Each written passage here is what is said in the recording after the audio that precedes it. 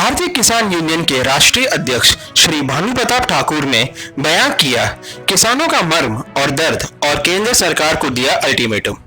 आज सुबह दिल्ली कूच करते समय अपने हजारों किसानों संग नोएडा दिल्ली बॉर्डर पर रोका गया। आज बड़े किसान नेता ठाकुर भानु प्रताप के साथ भारतीय किसान यूनियन भानु के किसान नेता बेगराज गुर्जर, नेताजी बीसी प्रधान समेत हजारों की संख्या में किसान थे। वो 3 रोज पहले दिल्ली संसद का घेराव करने निकले थे। उन्हें नोएडा द्वार सेक्टर 15 पर भारी पुलिस बल द्वारा रोक दिया गया। तब वो वही धरने पर बैठ गए। तब से लेकर अब तक लगातार हजारों के समर्थकों के साथ उनका धरना जारी है।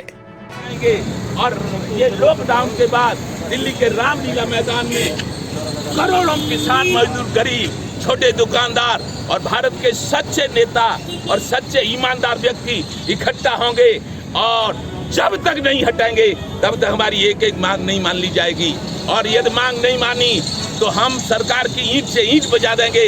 जो किसान की बात करेगा वही देश पर राज करेगा। किसी अम्मा के पेट में से राजा नहीं बनता। हमने वोट दिया है तब केंद्र सरकार बनी है, हम वोट देते हैं तब प्रदेश सरकारें बनती हैं और हमारी ही नहीं मानेंगे, उद्योगपतियों की मानेंगे। तो उद्योगपतियों की संख्या क्या है इस देश में? वोट से चलेगा और वोट से होगा तो हम जीतेंगे। सत्यमेव जयते। यदि हम सच्चे हैं तो जीत हमारी होगी और हार हमारे खिलाफ जो सरकार चलेगी उसकी होगी। अध्यादेश लाने वालों को माफ नहीं करेंगे। हम तो ये भ्रष्टाचार और जो तानाशाही शासन है इसके खिलाफ हमेशा लड़ाई अपनी जारी रखेंगे जब तक ये अपने अध्यादेश में जाकर किसानों से भूमिका भ्रष्टाचार के तरीके से हनन किया है, छीनने का कार्य किया है, हम उसके खिलाफ हमेशा आवाज उठाते रहेंगे। मेरी जिम्मेवारी बनती है कि देश के किसानों के साथ जो अन्याय हो, अत्याचार हो, उनका नुकसान हो, उसको न होने दूं और सरकार से मांग करूं कि देश के किसानों को इतना मत दबाओ, क्योंकि अति सर्वत्र बरस दे।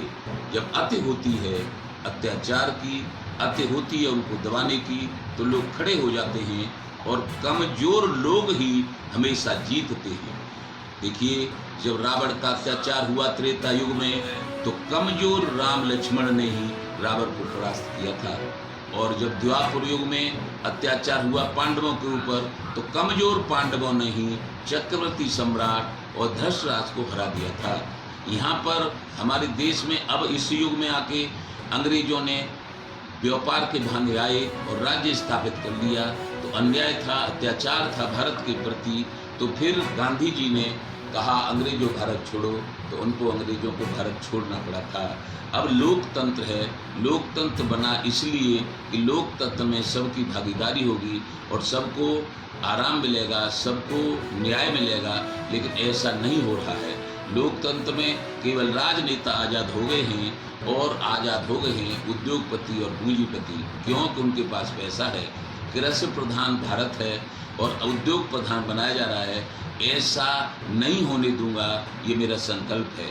आज मैं अपने एटा से चलकर लखनऊ आ गया हूँ और मेरा सभी लखनऊ और बाराबंकी कार्यकर्ताओं के लिए आदेश है कि कल वो आमें और एक जागरूकता रैली निकाल के हम उत्तर प्रदेश सरकार और केंद्र सरकार को ये बताएंगे कि ये जो अध्यादेश लाए हो, जो आपने मूल्य तय करने का भी अपना अधिकार खत्म कर दिया है।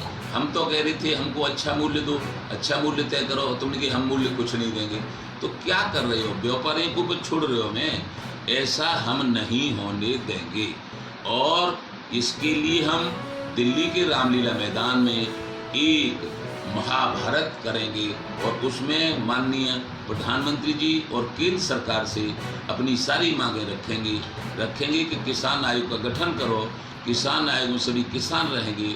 किसान आयोग ही फसलों के दाम तय करेगा, उसी कीमत पे सरकार को खरीदना पड़ेगा और गरीबों को चाहे वो खरीदें चाहे उसका निर्यात करें, जो उनकी मर्जी हो सो करें।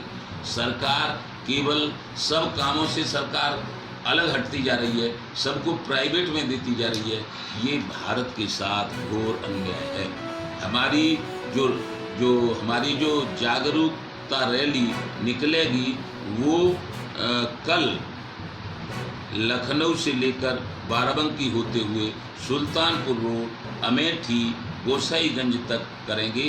यदि किसी ने शांतिपूर्वक रैली होगी, शांतिपूर्वक हम सड़क पर घूमेंगे, दुनिया की गाड़ी सड़क पर चल रही है, कोई नहीं रोकता, एक एक मोटरसाइकिल पे 3-3 सवारी चल रही है, कहाँ गया वो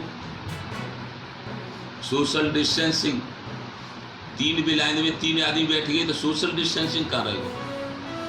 एक मोटरसाइकिल में 2 आदमी बैठ गए तो सोशल डिस्टेंसिंग कहाँ रह गया? तो वो सब चल रहे हैं। तो ऐसे ही हम अपनी रैली निकालेंगे। यदि किसानों के प्रति आपकी इतनी जलन है कि किसानों को हम बिल्कुल बर्बाद करना चाहते हैं और हमको परेशान करोगे, हमको बेइज्जत करोगे, तो उसका नतीजा गलत निकलेगा। जो दिल्ली में महाभारत होने वाला था वो फिर बाराबंकी में होने लगेगा। इसलिए मैं शासन प्रशासन को राय देता हूँ कि हमारी जागरूकता रैली जो निकलेगी, हमारे लखनऊ के भी कार्यकर्ता रहेंगे, बाराबंकी के भी रहेंगे और लखनऊ और फैजाबाद ये सब रहेंगे। इससे कोई छेड़खानी करने की कोशिश न की जाए। हम न तो किसी से लड़ना चाहते हैं, न किसी से भिड़ना चाहते हैं और न हम दबना चाहते हैं। लोकतंत्र है, अपनी बात रखेंगे, वो हमें अधिकार है सुप्रीम कोर्ट से। इसीलिए हमारा कहना है कि हमें रोका न जाए। कुछ सुनने में आया है कि जब तुम बाराबंकी जाओगे तो रोक लेंगे, प्रशासन के रोक लेंगे। आखिर क्यों? यदि रोकेंगे प्रशासन के तो वही घोषणा हो जाएगी भानु प्रताप सिंह अपनी जान देने के लिए तैयार है। इससे ज्यादा हम पे कोई कीमती चीज नहीं है। पूरे 40 साल में नोटबंदी में बेटे ने आत्महत्या कर ली, मैंने उसके लिए कुछ नहीं मांगा, लेकिन अब मैंने तय कर लिया कि पूरे भारतवर्ष के जो बेटे हैं वो हमारे बेटे हैं, उनको आत्महत्या करने से रोकूंगा, आत्महत्या नहीं करने दूंगा। और जो किसान के हित में मांगे हैं वो प्रदेश सरकार से और केंद्र सरकार से पूरी करवाऊंगा। उससे पहले मर नहीं सकता।